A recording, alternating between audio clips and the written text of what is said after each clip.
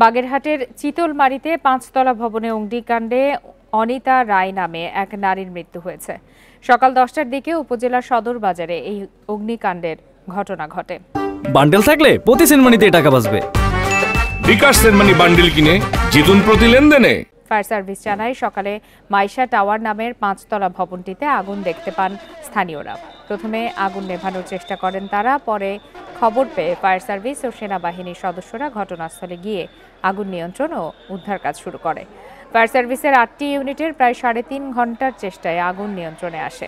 এ সময় অনিতা রায় নামে এক গৃহ পরিচারিকার মরদেহ উদ্ধার করা হয়। ভবনটি থেকে রোগী সহ অন্তত ৮০ জনকে উদ্ধার করেছে সেনাবাহিনী, পুলিশ ও ফায়ার সার্ভিস।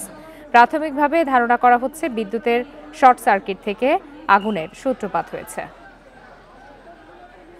শুরুতে আমাদের ব্যাগ পেতে হয়েছে, কারণ আগুন প্রায় পুরো বিল্ডিংয়ে ছড়িয়ে পড়েছে এবং আপনারা দেখেছেন যে ছাদের উপর থেকে কিভাবে আমাদের লোকজন, ফায়ার সার্ভিস ছিল এবং পুলিশ ছিল, সবার সহযোগিতায় আমরা ৭০ থেকে ৮০ জনকে রেস্কিউ করতে পেরেছি। প্রাথমিকভাবে আমরা যেটা ধারণা করছি আর কি, যে আগুনের সূত্রপাত হয়তো বৈদ্যুতিক শর্ট সার্কিট থেকে হতে পারে। মোট ৮টা ইউনিট এই অগ্নিকাণ্ডে অংশগ্রহণ করে।